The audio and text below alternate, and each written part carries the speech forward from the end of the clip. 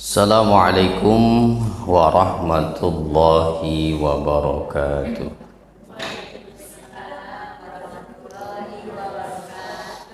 Bismillah, alhamdulillah, wassalatu wassalamu ala rasulillah wa ala alihi wa sahbihi wa man wala.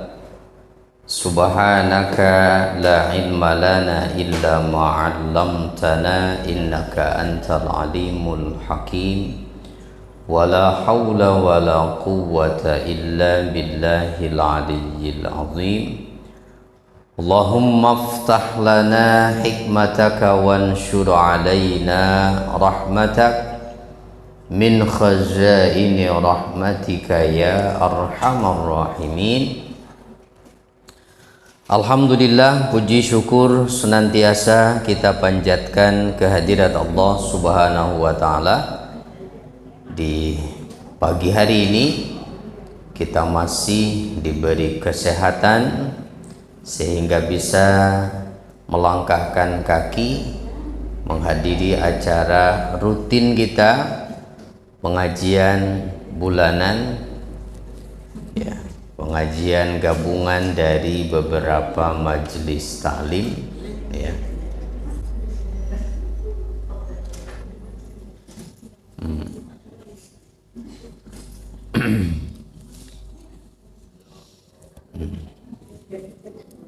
Ini kalau majelis taklimnya hadir semua mah penuh ini.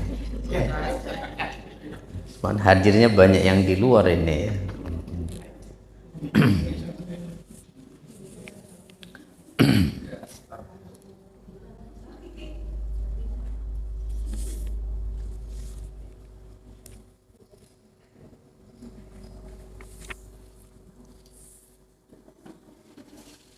Baik, kita bacakan surat Al-Fatihah terlebih dahulu.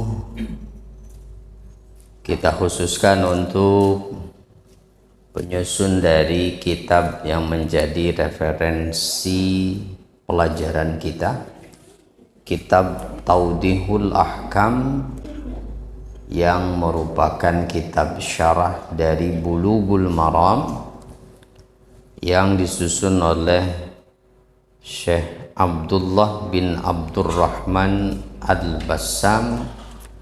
Semoga Allah senantiasa melapangkan kuburnya, menerangi kuburnya, dan semoga ilmu-ilmu beliau yang kita pelajari menjadi ilmu yang bermanfaat tentunya.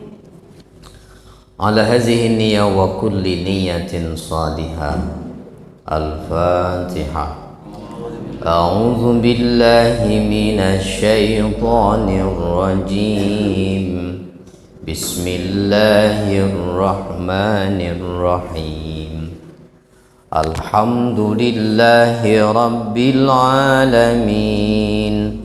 Ar-Rahmanir Rahim. Maliki yaumiddin. Iyyaka na'budu wa iyyaka nasta'in. Ihdinas siratal mustaqim. Siratal ladzina an'amta 'alaihim ghairil maghdubi 'alaihim waladdallin. Amin. Geseran, Mbah, nggak ada temennya situ, Mbah.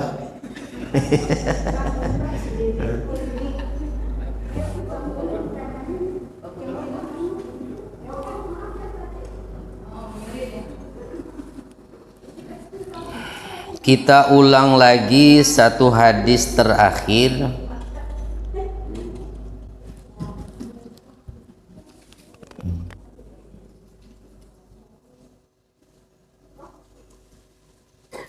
Masih dari Jabir, hadis yang bahwa Nabi Shallallahu Alaihi Wasallam bersabda, la yu'adzinu illa mutawaddiun, tidak mengumandangkan azan kecuali orang yang berwudu.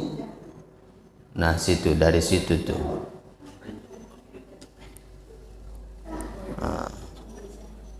Ada Bu yang bawa buku, ketemu nggak? La yu'adzinu illa mutawaddi'un. Tidak mengumandangkan azan kecuali orang yang berwudu. Yuk, sambil dicari ya.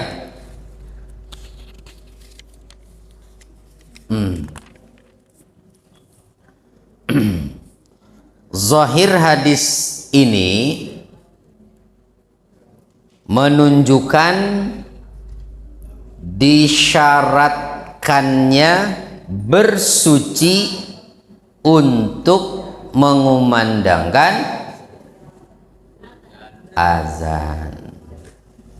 Nah, ini belum nyambung ini.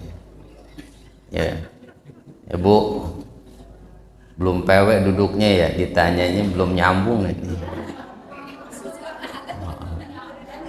Hah? belum ketemu.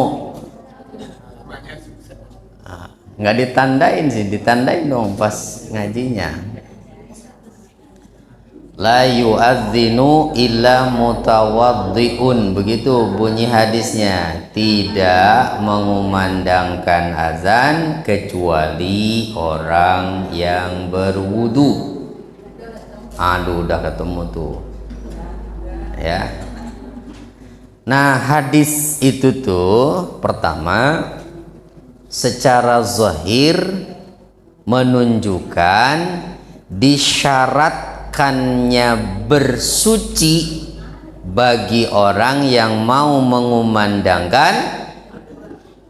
Tuh kan nggak dijawab saya. Hah? Mengumandangkan apa? Azan. Ya Allah.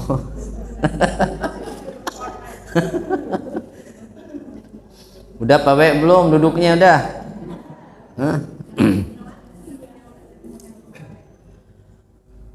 Nah, akan tetapi mayoritas ulama memahami hukumnya hanyalah sunnah, tidak wajib. Apa yang sunnah itu? Apa yang sunnah itu?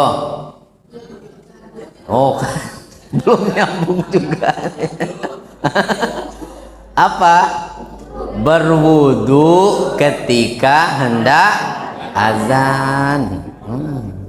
Bukan azannya.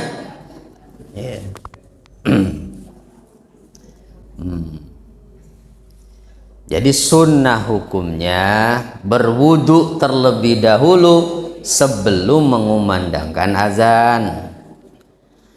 Nah, al-hikmah fi masyru'iyyati thaharah lil azani amrani. Adapun hikmahnya, disyaratkannya berwudu atau bersuci sebelum azan itu yang pertama karena azan itu berhubungan erat dengan sholat.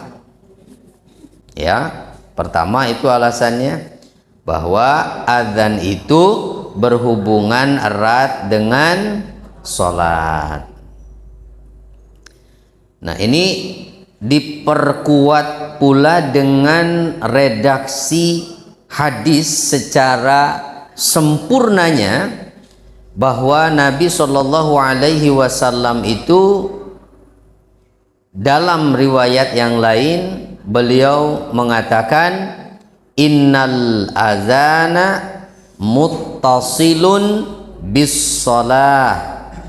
Sesungguhnya azan itu berkaitan erat, berhubungan dengan salat.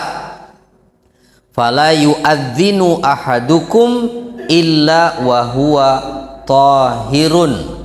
Maka tidak boleh salah seorang dari kalian mengumandangkan azan kecuali dalam keadaan suci, gitu kata Rasulullah ya. Itu alasan pertama. Jadi alasan pertama kenapa dianjurkan berwudu itu karena azan berkaitan erat dengan sholat. Kedua,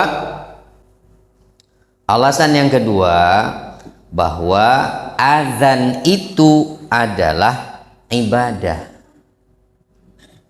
Azannya itu adalah ibadah. Maka seyogianya melaksanakan suatu ibadah itu dilakukan dalam keadaan suci, ya. Apalagi ini ibadahnya berkaitan erat dengan sholat.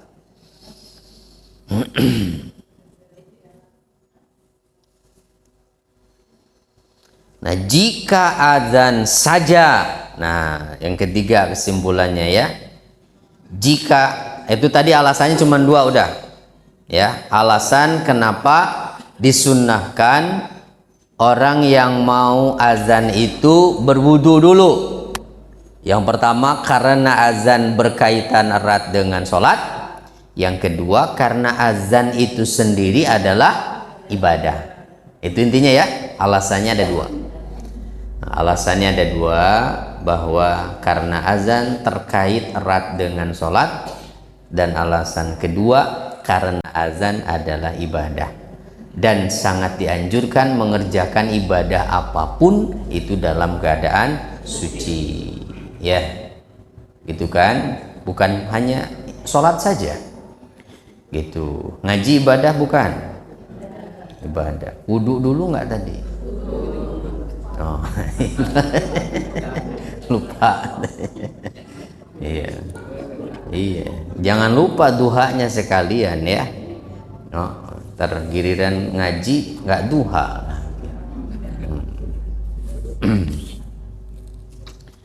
Begitu. Lalu kalau mau baca buku ibadah bukan? Ya tergantung buku apa. Nah, kalau bukunya buku ilmu pelajaran, insya Allah jadi ibadah, ya. Berhubungan suami istri ibadah bukan? Wudu dulu dong berarti. Hah? Wudu dulu nggak? Hah?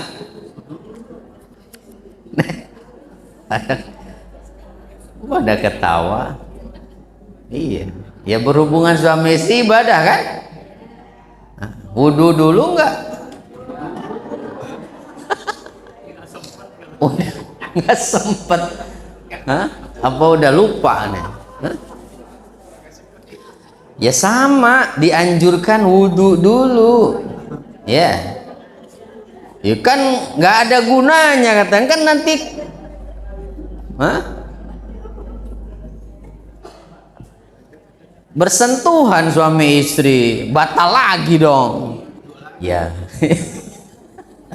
Karena itu bukan semata-mata itu mau mengerjakan ibadah, semata-mata ibadah saja niatnya, ngambil kesunahannya, ya.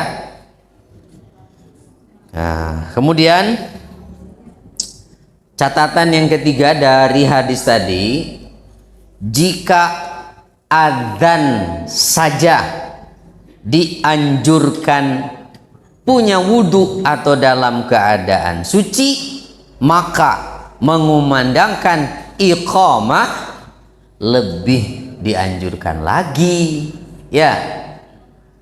Kalau yang azan saja dianjurkan punya wudhu, apalagi yang qomat. Kenapa? Hah? Lah ini kan udah mau siap mau sholat iqamat mah, ya. Yo kan nggak pantas masa habis qomat Allahu Akbar la ilaha illallah permisi ya ke belakang. Ya udah siap mau sholat berarti sudah punya wudhu gitu.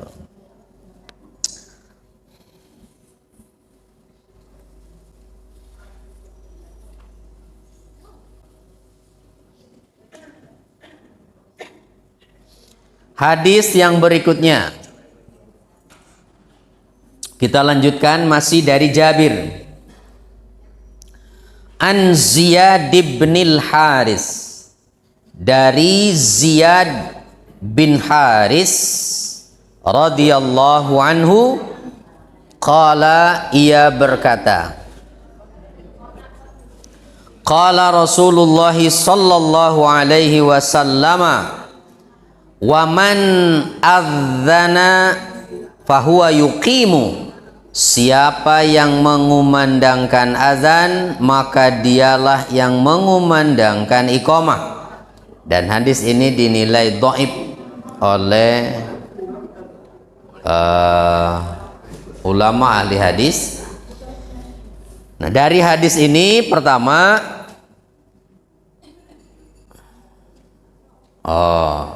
iya,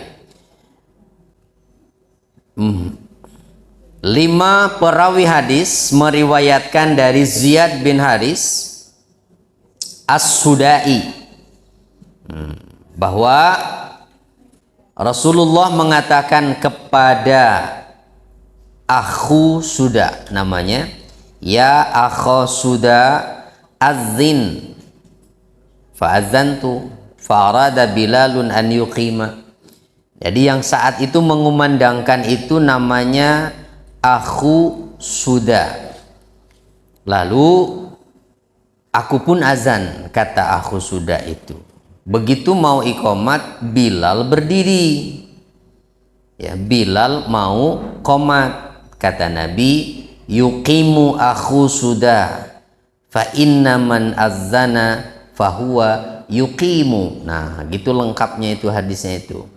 Kata Nabi, Abu Suda yang qomat, karena siapa yang azan, dia yang qomat. Gitu. Ya. Nah, itu jadi ceritanya tuh begitu. Yang mengumandangkan saat azan saat itu bukan Bilal. Nah, berarti memang bukan sendiri ya. Yang suka azan di zaman Nabi itu ya memang yang terkenalnya adalah Bilal. Ya, yang terkenalnya Bilal bin Rabah. Tapi tidak hanya Bilal berarti, karena ada satu kesempatan di mana akhu Suda namanya mengumandangkan azan. Nah, begitu mau iqamat, nah Bilal berdiri mau mengumandangkan iqamat, Nabi cegah. Aku sudah yang qomat. Itu. Jadi hadis ini berarti menunjukkan bahwa iqamah itu adalah haknya orang yang mengumandangkan azan. Itu haknya orang yang mengumandangkan azan. Kemudian yang ketiga, jumhur ulama. Nah, jumhur ulama membolehkan iqamat dilaksanakan atau dilakukan oleh orang yang tidak mengumandangkan azan. Walaupun ada hadis tadi, karena hadis tadi tidak menunjukkan keharusan yang wajib. Itu. Nah, mayoritas ulama membolehkan, boleh saja orang lain yang berbeda dengan orang yang azan tadi yang qomat itu, gitu, tidak apa-apa.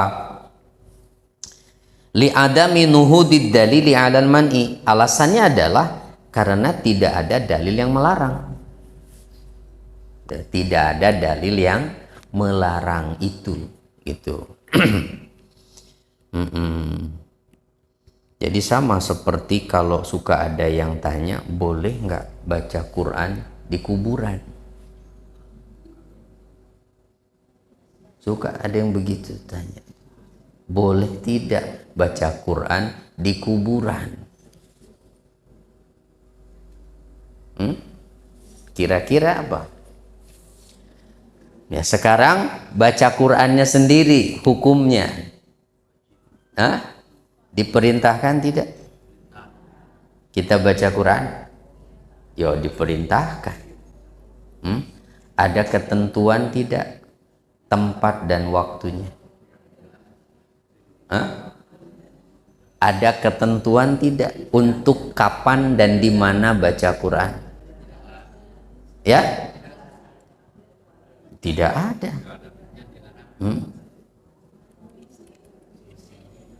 Kecuali di WC, tempat-tempat kotor, itu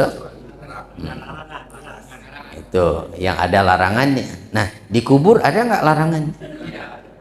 Tidak ada. Nah, berarti iya begitu. Ya. Selama memang tidak ada larangan. Dalil yang bersifat umum ya tetap berlakukan keumumannya. Begitu. Selama tidak ada yang melarang. Nah, kalau di WC mah jelas ada kan?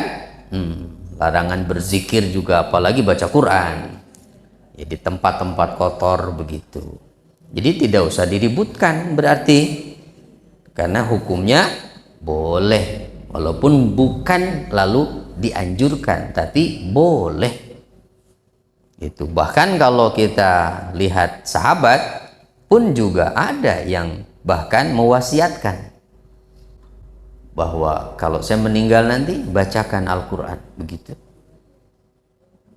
Makanya ada yang punya tradisi bahkan membacakan Quran sampai khatam kan? Ya. Dan itu kata para ulama seperti dalam kitab Ibnu Qayyim Ar-Ruh itu berarti bacaan Quran ini bisa memberi manfaat pada orang yang ada dalam kubur. Yang manfaatnya seperti apa? Wallahu alam. Nanti aja dicobain. Itu kan nggak ada yang bisa mengetahui itu kecuali yang ada di dalam kubur gitu, dan tidak ada yang pernah ngasih tahu kan itu ya. Tapi ulama menyimpulkan begitu, bisa memberi manfaat ya. Jangankan baca Quran kan, jangankan baca Quran itu, Nabi itu waktu ketemu dua kuburan aja dibahas itu, apa-apa sedikit ya. Waktu ketemu ada dua kuburan yang kata Nabi yang ada dalam kubur ini sedang disiksa. Lalu Nabi memotong pelepah kurma yang masih basah ditancapkan di atas kuburan itu. Nah, selama pelepah kurma ini masih basah, diharapkan itu akan meringankan yang ada dalam kubur itu. Kenapa? Karena itu makhluk Allah. Selama dia masih hidup itu bertasbih pada Allah. Nah, tasbihnya pelepah itu akan meringankan. Nah, dianalogikan ke situ, disamakan hukumnya kemudian ya, sama seperti halnya pelepah, berarti ya setiap tumbuhan termasuk bunga itu dari situ ngambil dalilnya ya, menabur bunga itu. Berarti yang seger cari bunganya, jangan yang udah kering ya. Tanaman boleh, tapi yang tidak merusak, apalagi akarnya yang sampai ke dalam ya. Dah, nanti kita lain waktu kita bahas tentang kuburan mah. Jadi sekali lagi bahwa mana tadi, jumhur ulama membolehkan orang yang tidak mengumandangkan azan tapi dia mengumandangkan iqamat. Nah, lalu berikutnya hadis dari Abu Daud dari Abdullah bin Zaid. Ini sedikit lagi soalnya nih bab azan nih, berapa hadis lagi nih kita selesaikan ya. Dari Abu Abdullah bin Zaid annahu qala, bahwasannya ia berkata, ana ra'aituhu yaknil azan. Kata Abdullah bin Zaid ini, saya bermimpi mendapatkan kalimat-kalimat azan itu. Jadi sebelum adanya ketentuan memberitahukan masuknya waktu sholat itu dengan kumandang azan, nah, Nabi itu bermusyawarah ya, mengumpulkan sahabat-sahabatnya, meminta usulan begitu. Kira-kira apa nih buat ngasih tahu orang masuknya waktu sholat, kan begitu? Ada yang mengusulkan pakai lonceng, itu wah, tidak diterima karena itu menyerupai siapa tuh berarti? Ayo. Kalau nggak gereja yang Itu juga sama kan tuh di Hindu juga loncengnya gede. Nah, maka Abdullah bin Zaid kemudian bermimpi. Nah, beliau itu ada yang mengajari kalimat-kalimat azan. Gitu. Jadi saya bermimpi tuh mendapatkan itu. Wa ana kuntu uriduhu, kata Abdullah. Dan saya bermaksud mau mengumandangkan azan itu, kan udah hafal dia. Ya. Udah hafal tuh Abdullah bin Zaid ini, karena dia yang bermimpi itu. Qala, maka Nabi berkata, waktu Abdullah bin Zaid mau azan nih, kata Nabi, faqim anta, kamu iqamat aja. Nggak diizinkan oleh Nabi, padahal dia yang mimpi itu. Ya, jadi Abdullah bin Zaid yang bermimpi, ya udah hafal. Ketika mau azan, Nabi menyerahkannya pada Bilal. Bukan Abdullah yang disuruh azan. Udah kamu iqamat aja, katanya. Nanti kita lihat alasannya ya. Nah, dari hadis ini, pertama, Abdullah bin Zaid al-Ansari namanya. Abdullah bin Zaid al-Ansari. Nah, inilah sahabat yang mendapatkan mimpi tentang kalimat-kalimat azan. Ya. Jadi bukan dari Nabi. Itu mimpinya sahabat. Lalu diberitahukan kepada Nabi. Nabi mengakuinya dan ditetapkan sebagai hukum. Ya. Jadi bukan bid'ah. Bahkan bukan dari Nabi itu loh, dari sahabat itu. Tapi Nabi akui gitu. Nabi mengakui itu. Jadi tetap aja itu berarti seakan-akan dari Nabi, ya. Jadi jangan hanya membatasi sunnah bid'ah itu hanya dengan satu batasan, bahwa apa saja yang tidak diperbuat Nabi berarti bid'ah. Terlalu sempit kalau begitu ya.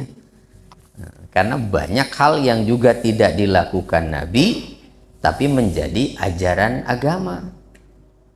Itu di dalam bacaan sholat, itu yang biasa kita baca bukan dari Nabi. Itu Allahu Akbar kabira walhamdulillahi katsira. Itu sahabat yang baca itu. Gitu. Jadi ini berarti namanya takrir, begitu tuh ya. Jadi sunnah Nabi itu ada yang sunnah qauliyah. Sunnah qauliyah itu artinya sunnah Nabi yang ditetapkan berdasarkan ucapan beliau. Langsung Nabi yang memerintahkan, Nabi yang menyampaikan. Ada sunnah fi'liyah. Nah, sunnah fi'liyah artinya sunnah Nabi yang ditetapkan berdasarkan contoh perilaku, perbuatan langsung Rasulullah. Nah, bagaimana Rasul makan, bagaimana Rasul minum, nah itu contoh langsung perilaku Nabi. Nah, ada yang ketiga, sunnah takririyah. Apa sunnah takririyah itu? Sunnah Nabi didasarkan pada perilaku sahabat yang diakui oleh Nabi. Gitu. Jadi perilaku sahabat yang diakui oleh Nabi. Kemudian yang kedua, Nabi Shallallahu Alaihi Wasallam, Waalaikumsalam, tidak menolak hujahnya Abdullah bin siapa tadi? Abdullah bin Zaid, dan tidak menafikannya ketika Abdullah bin Zaid mengatakan begitu muazan kan ditolak oleh Nabi, loh kan saya yang mimpi ya Rasulullah, gitu kan saya yang mendapatkan kalimat azan itu. Nabi tidak menafikan dan tidak menolak hujahnya, hanya saja Nabi itu mengatakan begini, yakfikal iqamatu fa'aqim anta. Kamu cukup mengumandangkan iqamah saja. Gitu. Nah, yang dalam keterangan berikutnya, ini selengkapnya keterangannya itu begini. Jadi dari poin ketiganya nih kita bisa tahu bahwa Nabi itu kenapa bersikap seperti itu? Karena Rasulullah lebih mendahulukan kemaslahatan umum daripada kemaslahatan yang bersifat khusus. Maksudnya gimana? Abdullah bin Zaid memang punya hak untuk azan. Itu wa qiyamuhu bihi maslahatun khassah. Tetapi kalau diberikan hak azan itu kepada Abdullah bin Zaid, maka itu hanya kemaslahatan khusus untuk dia. Kenapa? Suaranya tidak begitu merdu. Gitu. Jadi mungkin tidak lantang suaranya, gitu. Hingga itu kemaslahatan buat dia aja. Nah, wa qiyamu Bilal bihi maslahatun ammah. Sedangkan jika azan itu dikumandangkan oleh Bilal, ada kemaslahatan umum. Li husni sautihi wa nadawatih. Karena azan lebih bagus suaranya, lebih nyaring dan lebih merdu gitu. Itu yang dipilih oleh Nabi. Ya. Kenapa? Karena supaya didengar oleh banyak orang kemaslahatannya. Lebih nyaring suaranya. Di kemaslahatan umum. Walaupun tadi yang mimpinya Abdullah. Nah, ya, yang mimpinya Abdullah. Ada kemaslahatan umum yang diambil oleh Rasulullah, maka Rasul mengedepankan itu gitu. Dan sebagai bentuk penghargaan pada Abdullah, Nabi minta supaya apa? Qomat aja gitu. Qomat saja kata Nabi. Jadi jangan sampai, berarti azan khususnya ya, azan khususnya, karena azan itu menjadi syiar Islam. Ya, menjadi syiar Islam itu seyogianya yang suaranya lantang, begitu apalagi yang merdu, sehingga diharapkan bahkan orang yang di luar Islam pun gitu, orang yang berada di luar Islam pun merasa tertarik begitu karena dengar azan. Jangan sampai sebaliknya, yang nggak mau masuk Islam batal nggak jadi karena dengar azan. Ada yang begitu gara-gara dengar azan ya. Karena dia merasa terganggu dengan suaranya gitu. Jadi ini bisa diterapkan, berarti pelajarannya secara umum ya, mendahulukan kemaslahatan umum daripada kemaslahatan secara khusus atau pribadi. Wa annahu minas siyasati syar'iyyah al-hakimah, inilah diantara bentuk siasah syar'i. Jadi dalam hal apapun, ketika seseorang mengambil kebijakan, apalagi seorang pemimpin ya, begitu ketika harus mengambil keputusan itu ya pertimbangannya itu harus mengambil kebijakan yang bisa memberikan kemaslahatan secara umum menyeluruh gitu, jangan hanya kepada sekelompok orang saja. Kemudian, nah yang keempat, kesimpulan dari hadis tadi berarti boleh mengumandangkan azan seseorang lalu iqomahnya orang lain. Nah, memperkuat yang tadi. Dan ini adalah mazhabnya jumhur ulama. Mayoritas ulama menyatakan demikian. Kelima, dari sikap Abdullah bin Zaid yang ingin azan, nah bukan pengen pamer. Apa catatan dari sikap Zaid ini? Menunjukkan semangatnya sahabat untuk melakukan kebaikan. Begitu, sahabat tuh nggak mau ketinggalan ketika ada kesempatan untuk berbuat baik. Bukan supaya dikenal, pencitraan. HP juga belum ada zaman itu. supaya fotonya disebar. Wih, ini wah ya orang yang mengumandangkan azan yang pertama kali. Nggak ada, buru-buru. Abdullah bin Zaid karena merasa beliau dapat petunjuk itu dalam mimpinya dan sudah azan begitu. Bahkan Bilal yang disuruh azan itu kan dituntun sama Abdullah. Nah, kamu berdiri dekat Bilal gitu katanya. Sampaikan kalimat-kalimat itu kepada Bilal. Jadi awalnya begitu Pak, azan itu. Jadi Abdullah bin Zaid itu yang ngajarin Bilal azan itu. Nah, jadi sahabat itu sangat bersemangat dan berkompetisi dalam melakukan kebaikan. Ini yang disebut di surah Al-Mu'minun tuh, ulaika yusari'una fil khairat. Mereka itu orang-orang yang ingin bersegera melakukan kebaikan. Ya. Bersegera dalam melakukan kebaikan, wahum laha sabikun, bahkan mereka itu berlomba dalam melakukan kebaikan. Jadi kalau sahabat itu ada pengumuman pengumpulan dana, misalnya mobilisasi dana, butuh biaya akomodasi nih untuk berjihad, mereka berlomba itu siapa paling duluan dan siapa yang paling banyak. Gitu. Lagi-lagi bukan pencitraan, nggak ada sama sekali, ya. Gitu. Nah kalau sekarang gimana? Kalau ada pengumuman masjid membutuhkan dana sekian, wah itu bisa berbulan-bulan baru dapat sekian. Aduh, berarti perlu banyak orang kaya ya. Iya. Ya kita doakan mudah-mudahan jamaah Al-Hidayah kaya raya lah. Biar gampang begitu mau bangun masjid. Udah.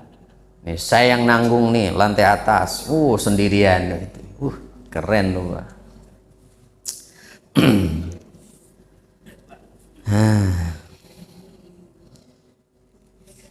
Kemudian yang keenam, menunjukkan keutamaan azan dan para sahabat berlomba untuk bisa mengumandangkan azan itu. Berlomba dalam kebaikan itu. Sama seperti berlombanya mereka berada di sop depan. Ya, sop depan nih. Sampai kata Nabi kan kalau saja orang itu tahu keutamaan berada di sop depan dan mereka tidak bisa mendapatkan itu kecuali dengan mengundi, pasti akan mengundinya. Cuman itu tidak terjadi, ya, karena nggak saling berlomba berada di sop depan mah.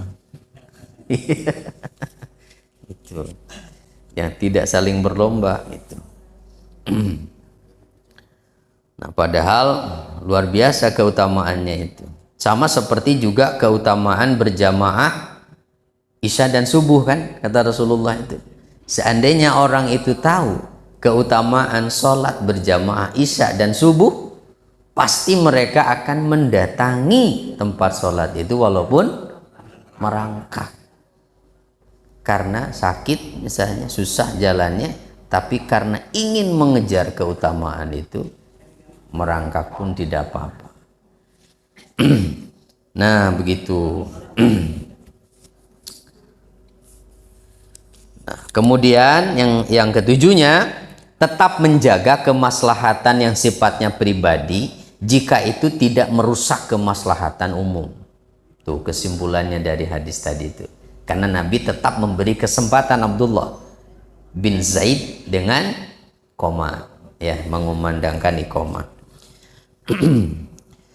Hadis yang berikutnya, kita selesaikan aja Pak, tanggung tinggal berapa hadis lagi ini, 2 apa 3 nih? Udah, tinggal 3 lembar lagi Pak, ya, baru jam 10 ini ya. Yang berikutnya dari Abu Hurairah radhiyallahu anhu, ia berkata, qala Rasulullah sallallahu alaihi wasallam, Rasulullah sallallahu alaihi wasallam bersabda, al muadzinu amlaku bil azan wal imamu amlaku bil iqamah. Seorang muazin lebih berkuasa untuk azan, amlak, lebih memiliki, ya, lebih berhak untuk azan, sedangkan imam lebih menguasai atau lebih memiliki atau lebih berhak untuk menentukan iqamah. Apa maknanya? Ya, amlaku bil azan itu ahakku bihi, lebih berhak, begitu ya. Jadi kapan waktunya, dan jadi itu diserahkan kepada muazin. Nah, sedangkan iqamah yang lebih berhak menentukan adalah imam. Itu maka fala yuqimul muazin illa bi isyaratih. Maka muazin tidak boleh mengumandangkan iqamah kecuali dengan isyarat dari imam. Kalau kata imam, ya qamat. Nah, baru itu asalnya begitu. Kalau sekarang udah diwakili timer. Ya, tapi timer juga nggak ada gunanya kalau imam belum ada.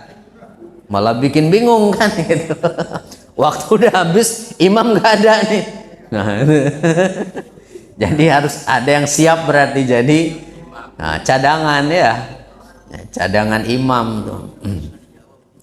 Nah, itu makanya pentinglah bagi kita, khususnya yang masjid-masjid yang udah banyak jamaahnya, berarti ya menunjuk imam rotib. Ya, imam rotib itu imam yang tetap 5 waktu gitu.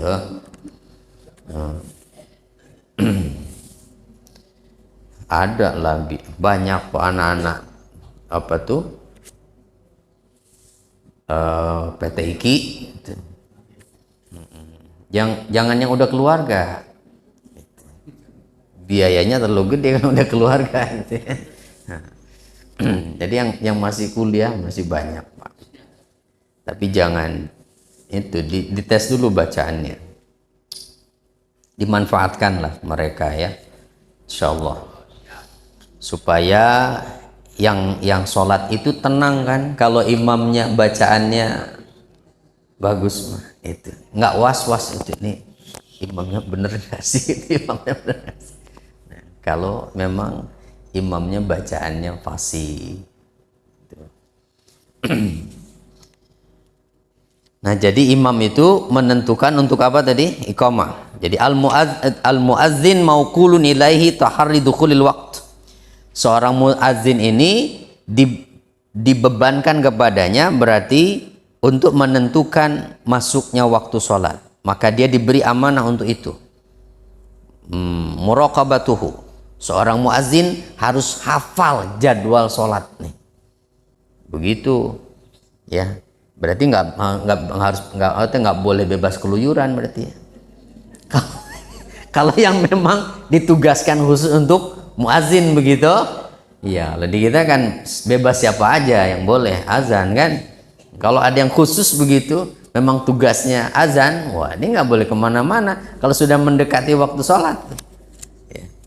Ya kalaupun mau pergi jauh ya harus minta izin berarti supaya ada yang menggantikan. Ya kalau ya di masjid-masjid besar kan sudah tetap. Ya, apalagi Masjidil Haram, Masjid Nabawi, kan kumandang azannya juga khas begitu. Ya kalau tiba-tiba orang Indonesia yang azan kan bikin kaget nanti. Siapa ini? Nggak bisa sembarangan.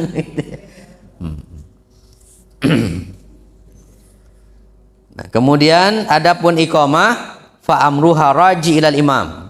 Adapun iqamah, maka urusan iqamat ini dikembalikan kepada imam, maka muazin tidak boleh mengumandangkan iqamat kecuali dengan isyarah dari imam. Kemudian qiyamul ma'mumina ilas salat, berdirinya makmum untuk salat. Ada keterangan dalam Bukhari dan Muslim bahwa iza uqimatis salatu fala taqumu hatta tarawni. Nah, ada hadis begitu. Apabila iqamat untuk sholat sudah dikumandangkan, jangan berdiri kalian sampai kalian melihatku. Berarti imam dulu maju berarti gitu. Nah, baru makmumnya. Ya. Ya iya kan di depan pasti imam kan. Nah, berarti imam nggak boleh telat tuh. Ya, nah, iya. Masa makmum udah berdiri imamnya dari belakang begitu? Ya.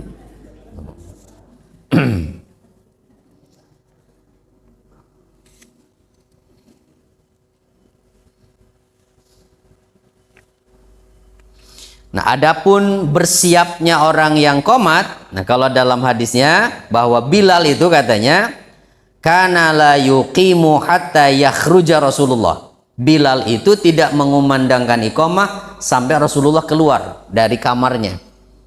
Artinya Rasul sudah siap untuk sholat. Dan biasanya Bilal ngasih tahu, ya Rasulullah, sholat sudah siap. Begitu dilaksanakan. Nah, baru Rasul keluar, Bilal qomat. Ya kan Rasul mah dekat rumahnya. Iya. Tinggal keluar kamar langsung masjid gitu. Jadi Rasulullah itu makanya rawatibnya di rumah. Qobliyah subuh itu di rumah 2 rakaat, selesai itu terus berbaring nyamping kanan gitu.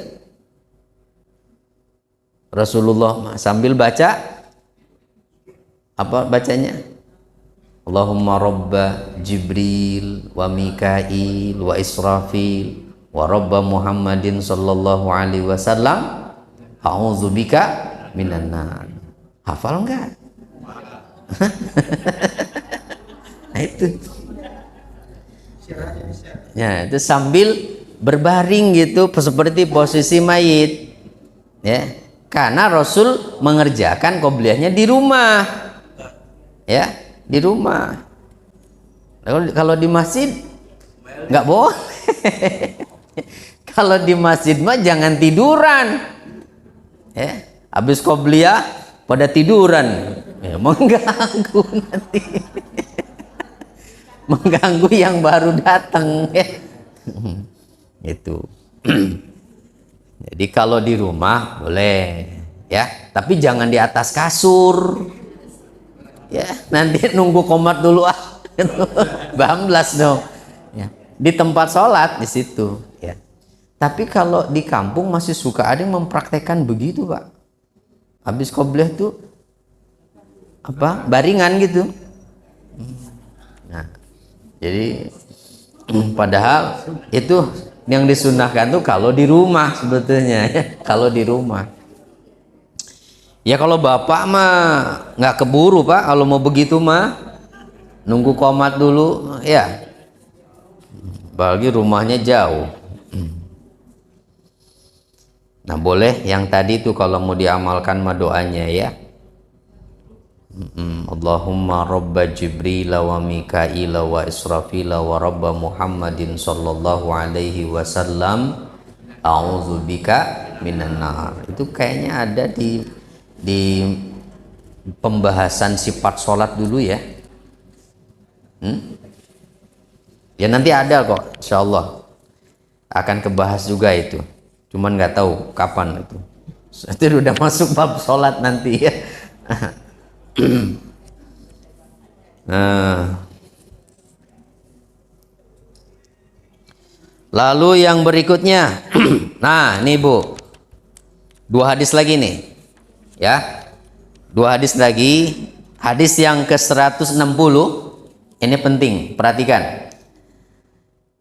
Dari Anas radhiyallahu anhu ia berkata, Rasulullah sallallahu alaihi wasallam bersabda, la yuraddud du'a bainal azan wal iqamah. Tidak akan ditolak doa yang dipanjatkan antara azan dan iqamah. Tuh, kejar itu, ya. Manfaatkan itu waktu itu. Jadi kalau kita ngejar sepertiga malam akhir susah karena sering kesiangan. Nah, kejar ini waktu antara azan dan iqamah. Jadi kalau kira-kira sampai sini timernya tinggal 1 menit, itu nggak cukup buat sholat 2 rakaat. Itu udah banyakin doa aja. Ya, walaupun sambil berdiri tidak apa-apa, itu sambil berdiri doa itu, karena itu termasuk doa yang tidak ditolak.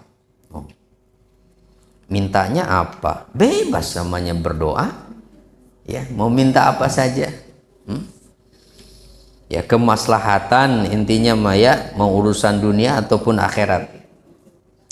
Jadi dari hadis ini yang pertama, doa antara adzan dan iqamah tidak akan ditolak oleh Allah, bahkan Allah akan menerimanya sebagai bentuk karunia darinya. Harus yakin ya. Coba. Nggak percaya? Coba jajal aja nanti. Bener nggak ditolak nih. Tapi jangan hari ini doang, ditungguin besok kabulnya ya. Udah, serahkan sama Allah aja dikabulnya dalam bentuk apa dan kapan. Tapi hatinya harus yakin bahwa ini doa nggak akan ditolak oleh Allah. Doa ini nggak akan ditolak oleh Allah. Kenapa? Karena kalau Bapak Ibu mungkin merenungkan perjalanan hidup kita, pasti Bapak Ibu juga merasakan bagaimana Allah itu mengatur perjalanan hidup kita untuk kebaikan-kebaikan kita gitu. Saya pengen begini, diatur oleh Allah, ada jalannya. Itu. Merasakan itu enggak? Hah? Iya. Ada gitu. Ya udah, pokoknya berdoa niatnya ibadah aja dan yakin tidak akan ditolak doa itu. Nah, itu yang pertama. Kemudian istihbabud doa fi hadzal waqt, berarti ada anjuran untuk berdoa di waktu tersebut. Kenapa? Waqtinabun nafhatil ilahiyah, karena itu memanfaatkan kesempatan yang diberikan oleh Allah. Boleh jadi katanya sebab diterimanya doa di waktu tersebut anna muntaziros sholat fi sholat, karena orang yang sedang menunggu sholat itu dihukumi ia sedang sholat di sisi Allah, dan doa ketika sholat tidak akan ditolak. Makanya bacaan sholat itu banyak doa di situ kan. Setelah takbir ada doa iftitah, ruku sujud juga ada doa. Tuh. Subhanakallahumma Rabbana wa bihamdika Allahumma firli. Enggak hafal? Itu bacaan ruku dan sujud. Hah? Bukan subhanakallahumma bihamdika asyhadu an la ilaha illa anta. Itu mah kalau selesai ngaji. Ya. Nah, subhanakallahumma rabbana wa bihamdika Allahumma ghfirli. Doa minta ampun. Itu doa ruku dan sujudnya Nabi setelah turun surat An-Nasr. Idza jaa nasrullahi wal fath. Makanya kata Ibnu Abbas, surat An-Nasr itu tanda ajalnya Rasulullah. Karena itu menjelang beberapa hari sebelum wafatnya Nabi ya, atau beberapa bulan gitu. Dan setelah dapat surat itu Nabi mengganti bacaan ruku sujudnya dengan yang tadi itu ya. Apalagi pas duduk antara dua sujud mah tuh, itu kan minta semua tuh, rabbighfirli warhamni wajburni warzuqni, minta rezeki juga di situ ya. Ya, cuman kitanya nggak ngeh, ya nggak ngeh kalau kita sedang minta itu, gitu. Emang nggak salah bacaannya mah, orang udah hafal dari kecil, ya. Nah, cuman nggak tahu pikirannya kemana itu. Nah itu waktu sholat itu ya. Tuh, itu sebabnya kenapa waktu antara azan dan iqamat itu tidak ditolak oleh Allah. Di mana dalam hadisnya la yazalu ahadukum fi sholatin madamatis sholatu yahbisuhu. Seseorang itu akan senantiasa dihukumi sedang sholat selama ia berarti berada di tempat itu dan tidak ada yang menahannya kecuali sholat. Ya, makanya itu termasuk amalan yang bisa mengangkat derajat dan menghapuskan dosa. Menunggu sholat setelah sholat. Nah, ya. Dan paling mungkin itu menunggu isya setelah maghrib. itu nggak kemana-mana. Itu, wah kalau semua seragam begitu mah enak kayaknya. Sepamulang begitu selesai maghrib itu udah nggak ada TV yang nyala lagi, semuanya ngaji, semuanya zikir sampai nunggu isya. Udah bisa turun tuh rating TV itu. Kalau semuanya begitu ya, sepakat serempak semuanya tuh, pokoknya nanti itu habis isya. Nah kalau mau yang lain-lain mah. Kemudian hadis yang terakhir, nah, tentang doa azan. Hafal ya? Doa setelah azan hafal nggak?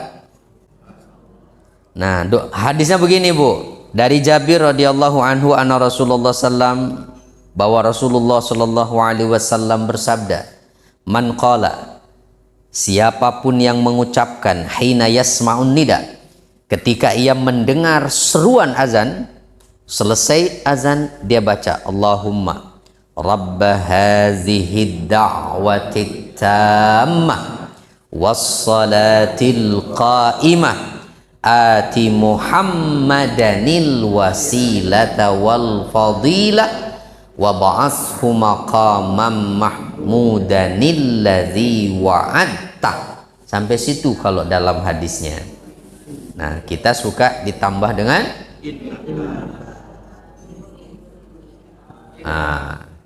nah kalau mau baca sampai yang tadi pun tidak apa-apa, karena memang aslinya sampai situ redaksinya. Siapa yang baca itu, kata Nabi, lihat janjinya, halat lahu syafaati, maka ia orang yang tadi berhak untuk mendapatkan syafaatku dia nanti. Nah, jangan lupa dong, jangan lupa begitu selesai azan baca doanya gitu. Makanya walaupun sedang beraktivitas, kalau dengar azan jawab, supaya selesai azannya tahu. Ya kalau nggak dijawab kan nggak tahu, udahan ya azan, bingung itu. Itu supaya tahu, itu diperhatikan. Walaupun nggak langsung sholat karena sedang beraktivitas, minimal ada azam di hatinya. Kalau memang tanggung misalnya pekerjaannya, saya niat nanti jam sekian mau sholat, harus begitu supaya nggak dicatat sebagai an sholatihim sahun gitu. Jangan sampai dicatat kita orang yang lalai dari sholatnya ya. Dan jangan azamnya yang terlalu mepet ke sholat berikutnya. Zuhur jam 12 kurang kan, saya azam deh ntar jam 3 kurang mau sholatnya, itu mau asar dong ya. Yang paling enggak jam 1 gitu ya. Jam 1 deh nanti saya sholat gitu, supaya ada perhatian, selalu lihat jam kan, jam berapa nih, saya harus sholat dulu begitu. Insya Allah siapa orang yang menjaga ya perhatian dengan sholat, Allah akan memperhatikan hidupnya.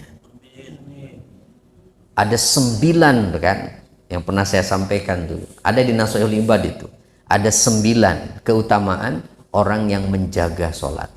Nah, salah satunya Allah akan berikan keberkahan, Allah akan jaga kesehatannya. Jadi ya terapi supaya sehat tuh jaga ibadah, jaga sholat, itu jaga sholat, terutama di awal waktu ya. Baik, nah itu yang terakhir ya. Jadi tentang doa azan insya Allah sudah hafal semua, tinggal kita amalkanlah. Selesai ini bab azan nih, kita masuk ke ini baru jilid pertama nih, nanti masuk jilid yang kedua. Ada yang mau ditanyakan nggak? Udah jelas?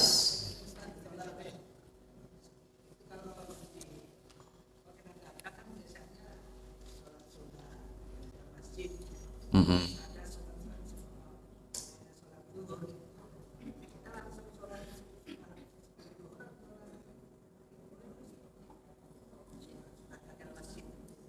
Antara tahiyatul masjid dengan qobliyah. Mm-mm. Subuh atau apa? Zuhur. Gini, kalau memang masih leluasa waktunya ya, masih leluasa.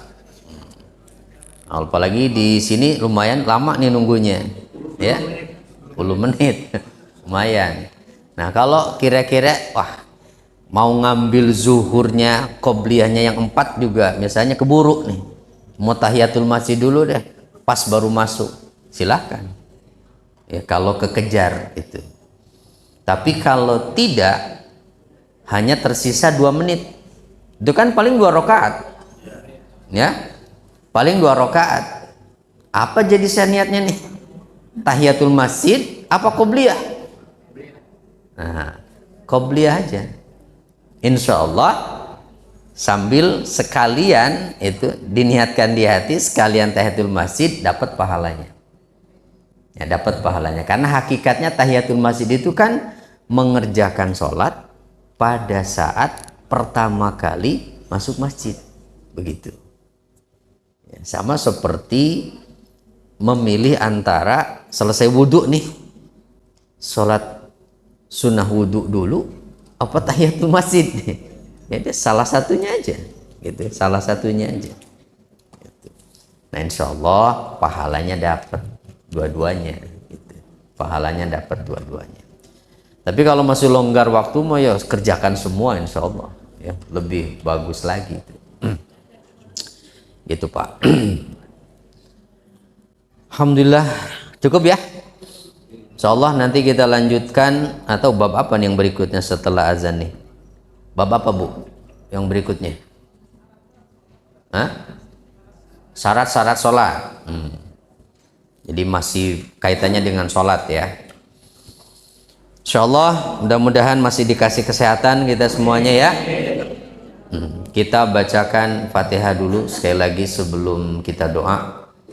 Mudah-mudahan saudara-saudara kita yang berada di Palestina ya, boro-boro bisa ngaji kayak kita ini ya. Mereka bisa makan aja belum tentu di sana itu ya. Mudah-mudahan segera Allah berikan pertolongan dan semoga diberikan kemudahan ya. Insya Allah kalau kesabaran mah kita kalah sabar sama mereka. Insyaallah Allah turunkan pertolongannya. Hadhihi niyya wa kulli niyatin shaliha. Al-Fatihah. A'udzu billahi minasyaitonir rajim. Bismillahirrahmanirrahim. Alhamdulillahi rabbil alamin. Arrahmanir rahim. Maliki yaumiddin. Iyyaka na'budu wa iyyaka nasta'in. Ihdinas siratal mustaqim. Siratal ladzina an'amta 'alaihim ghairil maghdubi 'alaihim waladdallin. Amin. Allahumma salli wa sallim wa barik ala habibika wa khalilika wa safiyyika Muhammad wa ala alihi wa sahbihi ajma'in. Alhamdulillahi rabbil alamin. Hamdan wafi ni'amahu wa yukafi'u mazidah.